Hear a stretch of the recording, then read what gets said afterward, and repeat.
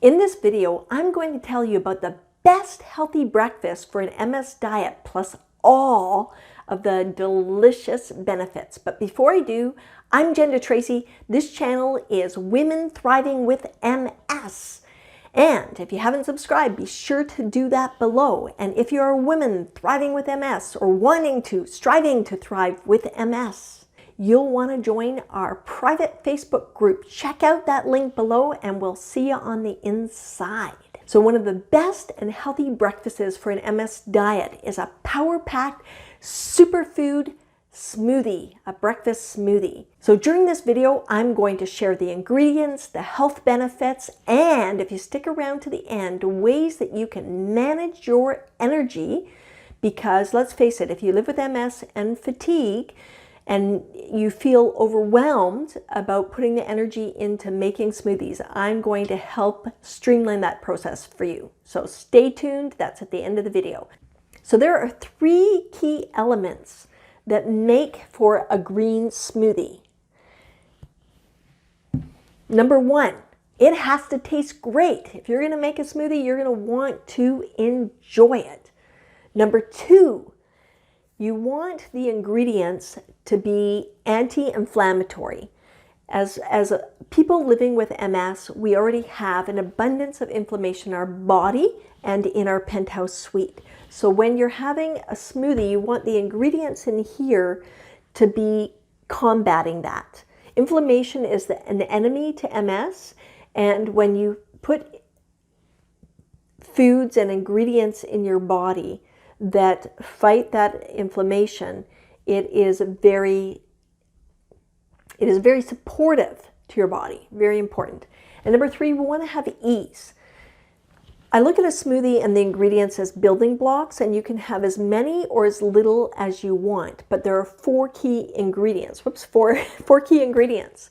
Number 1 is a banana, very important. I'll tell you more about that in a moment. Secondly, some kind of greens, which I'll be talking about the best superfood greens. Also, you want to have some protein, and then you want to have berries.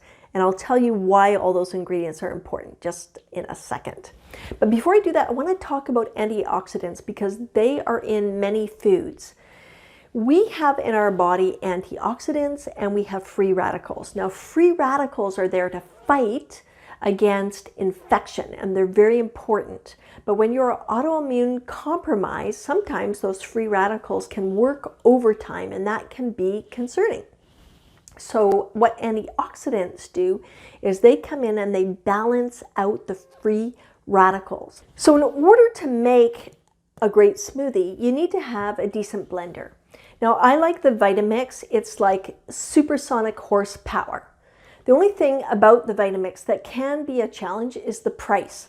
So if you don't already own one and you still have a blender, use the blender that you have. The key is going to be you're going to have to chop things up more finely, because in a Vitamix or a high power blender, it's just going to puree everything and make it nice and smooth. Now, I've used all kinds of blenders over time and drank smoothies for years and years and years. So don't worry about that. You're going to just make a note of that, especially when you're using greens, because if you're using greens, like I'll talk about parsley later, which I love, if you don't cut it up really, really small, then it can get caught around the blade of the blender. And that is not good because number 1, it won't blend in. And secondly, it's hard to, you can't fix the problem once all the fruit is in there, right? So be sure to make sure that everything is chopped finely if your blender doesn't have, isn't the supersonic kind. That's the key. So the base of a smoothie is a banana. Now, here's the challenge with bananas, because they are packed with sugar. It's natural sugar, but sugar causes inflammation in the body and in the brain, at the penthouse suite, right? So we want to avoid that. So how do we deal with that? That's where we mix the banana with protein and balance it out. In fact, that's something that Dr. Terry Wall talks about, is if you're going to have something sweet like fruit, to eat it with some kind of protein. And in this case, I'll talk about almond butter. in a minute or two, but that's what I use. I use a spoonful of almond butter with the banana. Now with the banana, you don't want a banana that's super yellow outside on the skin with lots of dots on it. You ideally want to have a small banana, so not too much sugar, but enough to make the smoothie smooth, with a bit of green on the outside of the skin, right? So on the skin. So some yellow, some green. That is the best thing in terms of reducing inflammation in the body when you're eating that kind of sweet fruit. Right now, I want to discuss why almond butter as opposed to peanut butter. Peanut butter seems to be the go-to for a lot of people. The challenge with peanut butter is, you might not know this, but it is a legume. It is not a nut. And legumes are not great for people living with MS. Now, I know some people have a vegan or vegetarian diet and are eating a lot of beans, and whether like black beans or other kinds of beans. There has been research done saying legumes are not really good for multiple sclerosis. I think it can cause inflammation and activate. I don't have all the details on that in this moment, and I'm not an expert at this. That is a practice that I have where I avoid most of the time eating legumes, even though I love them. So I don't eat peanuts at all.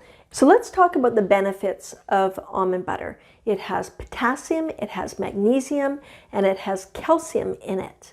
So the potassium is great for just fluid movement in the body, good for the joints. And magnesium is great for moving things through. And that's something I forgot to mention early in this video, is that if you are feeling constipated because you live with MS, number one, smoothies are going to take care of that. I don't do caffeine hardly ever. And that also, magnesium is really great when you have spasms, right? It can help reduce spasming. I get spasms sometimes in my calves, so magnesium is great for that. So how do you balance the magnesium, which can move things through, maybe sometimes a little faster than you want?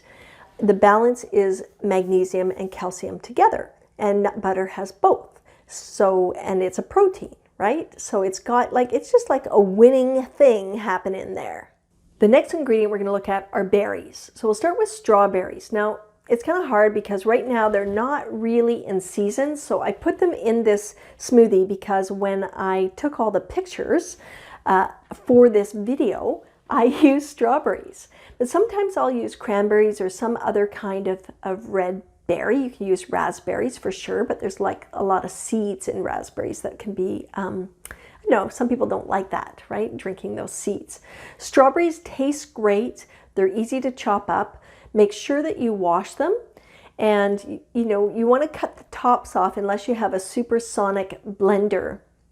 Just crush those little stems, right? What are the benefits of strawberries? Well, the main benefits is fiber, and they do have vitamin C, which is an antioxidant, and I will talk more about that with the other ingredients. Now, blueberries have the highest level of antioxidants to any fruit or vegetable. And I love blueberries. Like, I could eat them all the time. Of course, again, they're not always in season, and depending on where you live and how you get access to them, you might have to buy your berries frozen, right? Which makes them cold, which means that when you make your smoothie and you add water in the blender, you're going to want to put boiling or warm water in to offset the coldness. It's not great with MS to be drinking super cold things unless it's the summertime and you are overheated. So something to consider there. You have to be careful with blueberries because you can see in the picture that I just have a few of them. Now this smoothie actually has more, and it's pretty solid, right? What blueberries do is they're like pectin in jam. Right? They make it thick, and then you have to, if you don't drink your smoothie right away, it's hard to get it out of the glass. You either have to stir it or, it splashes all over your face. Those things are not good. So I just put a small amount of blueberries in the smoothie. It adds a nice color, it has the health benefits, and it adds a nice flavor to it. Blueberries are the first superfood, and there are two other superfoods that I want to share with you today. Ginger. I don't know, do you like ginger? I love it. It does help digestion. It's a great anti-inflammatory. It adds a nice little kick to your smoothie. I love that. And what I do is I'll take a piece that might be like an inch to 2 inches long, or if you're in centimeters, like maybe 3 centimeters long, and I cut off all the skin and I cut it into pieces. So I chop it into pieces and throw it into the blender. And now we're going to talk about the final ingredient. So we've talked about bananas, we've talked about protein in terms of nut butter, we've talked about berries. Now we're going to talk about greens. Now I personally love, as I mentioned earlier, parsley in my smoothies. Parsley has 3 key areas of vitamins. It has vitamin A, it has C, and it has K. Vitamin A is amazing for the eyes. The C is good for antioxidants in the immune system. And the K is great for bones and antioxidants. So it's pretty rock star. Now, you might think with greens like, oh, gross, you know, why would I mix that with fruit? So if you just put like when you're cutting up the greens, if you just put a couple handfuls in, if you're not a green person, you'll get the green color, you'll get the green color, but you won't have that green taste unless you use a very strongly flavored green. Now parsley is a little stronger, so if you want something that's a bit more subtle, you can use kale. And kale in the vegetable and fruit world is like the rock star of the greens for superfoods. Like it has the A, the C, and the K ramped up on steroids, literally. So it is the power green. With all greens, whether you go with the parsley or some kale, you'll want to make sure you wash it really well. Kale is really hardy, and you know you can wipe it down, and you can remove from the kale. You can remove the stem. If you have again a supersonic blender, you can just chop, chop, chop, chop, chop. So that's what I do. I alternate between parsley and kale. Now, you might be feeling a little overwhelmed right now as I've gone through this, and I promised you that I would provide some tips at the end of this video to make sure to kind of make it easier for you when it comes to smoothies. So let's talk about that for a sec. So the first thing that you can do is you can prep 3 to 4 days of vegetables and fruit in advance. So I'll chop up a container parsley and put it in a Tupperware, and then I can use that several days in a row, or kale, or even a combination of both. You just want to be wild and crazy. And you can do that with the ginger as well. You can prep that in advance and have it for a whole week. Blueberries, that's pretty easy. You're just going to wash those. But if you want to wash a bunch and store them, you can. Or if you're putting them in the freezer and you're just taking them out and putting them in your blender, that's easy enough to do. And the same with strawberries. Banana, no problem. But you do want to break the banana into pieces. And what I do with the almond butter is I'll mix it in with the greens so it doesn't make the blender all dirty, right? Otherwise it just kind of gets wasted as it blends. If you just drop it in the top, it kind of smears on the outside of the blender. So that's one thing you can do. You can prep your fruits and vegetables for several days. The other thing you can do, because smoothies are pretty hardy, like if you look at this one here, I don't know if you can see that, but it's got like little bubbles on top. It kind of forms a seal. So what you can do is you can actually make a big batch of smoothie, and you can put it into like, kind of a coffee mug with a lid or something like that. Or you can even just cover it up with saran wrap if you have a stable mug that you can put in your fridge, maybe in a big old beer mug or something like that. And then you can just either stir it the next morning, or if you have a lid on it that is secure, you can just shake it up. So you can have 3 days of smoothie in your fridge, and then it's just like get up and go. So these are the secrets of the smoothie. So just going back to the 3 keys for a minute. Number 1, it has to taste great. Second, it needs to have ingredients for you that fight inflammation in the brain and in the body.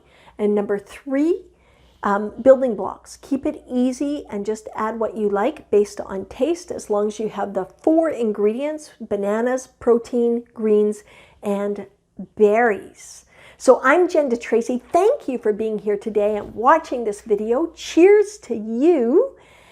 Be sure, if you haven't subscribed, to subscribe so you can be notified about future videos. Join the Women Thriving with MS Facebook group if you want to strive to thrive. Click that link below, and we will see you soon.